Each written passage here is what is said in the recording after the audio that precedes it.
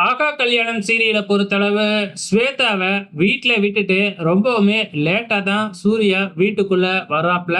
சூர்யா வந்ததுனால எல்லாருமே கோவத்துல இருக்கிறாங்க.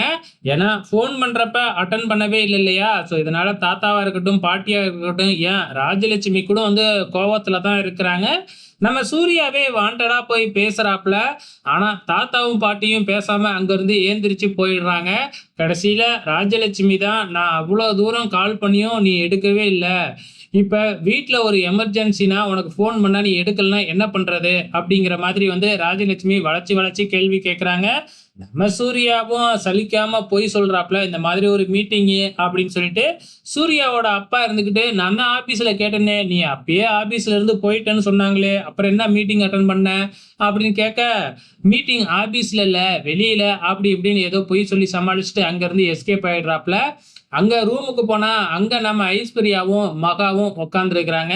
நம்ம சூர்யா வந்து ஏதோ மகாவுக்கு தான் உடம்பு சரியில்லையாட்டுக்கு அப்படின்னு நினைச்சுக்கிட்டு, "மகா உனக்கு உடம்புக்கு என்ன?"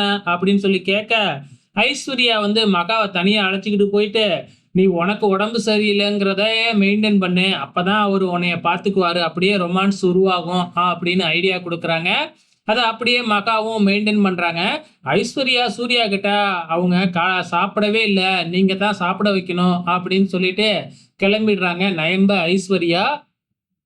உடனே நம்ம சூர்யாவும் வந்து பார்த்தீங்கன்னா, மகாவுக்காக போயிட்டு கிச்சன்ல அவரே ரசம் சாதம், அதுல நெய்ய போட்டு சமைச்சு எடுத்துக்கிட்டு வந்து நம்ம மகாவுக்கு ஊட்டிலாம் விடுறாரு.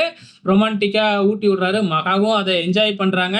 இருந்தாலும் மகாவுக்கு வந்து பார்த்தீங்கன்னா, சூர்யா என்ன செஞ்சாரு அப்படிங்கிற உண்மை தெரியும் இல்லையா? அதனால கோவத்திலேயே தான் இருக்கிறாங்க. நைட்டு கூட வந்து பார்த்தீங்கன்னா, கோவத்திலேயே இருக்கிறாங்க. நைட்டு சூர்யாவ எழுப்பி வளச்சு, வளச்சு கேள்வி மேல கேள்வியா கேட்கறாங்க. நம்ம சூர்யாவும் வளச்சு, வளச்சு என்னென்னமோ பொய் சொல்லிட்டாரு. ஸோ மகாவுக்கு தான் உண்மை தெரியும் இல்லையா? ஸோ வேற ஒரு பொண்ணோட தான் சூர்யா ஹாஸ்பிட்டல்ல இருந்திருக்கிறாரு அப்படிங்கிற உண்மை ஃபுல்லாவே நம்ம மகாவுக்கு தெரியும். ஆனா சூர்யா வந்து பார்த்தீங்கன்னா, இது தெரியாம பொய் தான் சொல்லிக்கிட்டு இருக்கிறாப்ல. மறுநாள் காலையில வந்து நம்ம மகா வந்து ஐஸ்வர்யா கிட்ட நடந்த உண்மைய எல்லாத்தையுமே சொல்லிக்கிட்டு இருக்கிறாங்க. இத சூர்யா கேட்டர்றாங்க. அப்ப மகாவுக்கு நம்ம ஸ்வேதாவோட இருந்தது தெரியும். அத தெரிஞ்சுக்கிட்டு தான் நம்மகிட்ட இப்போ இவ்ளோ நேரம் போட்டு வாங்கி இருக்கிறா, அப்படின்னு சூர்யா தெரிஞ்சுக்கிறாரு.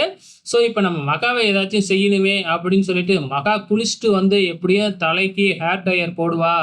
அப்ப அதுல ஏதாச்சும் பண்ணணும் அப்படின்னு சொல்லிட்டு, அது ஃபுல்லாவே பவுடர கொட்டி வச்சர்றாப்ல. ஆனா மகாவுக்கு எப்படி தெரிஞ்சதுன்னு தெரியல. அந்த ஹேர் ட்ரையர எடுத்து நம்ம சூர்யா மேலேயே அந்த பவுடர்லாம் அடிச்சு விடுறாங்க.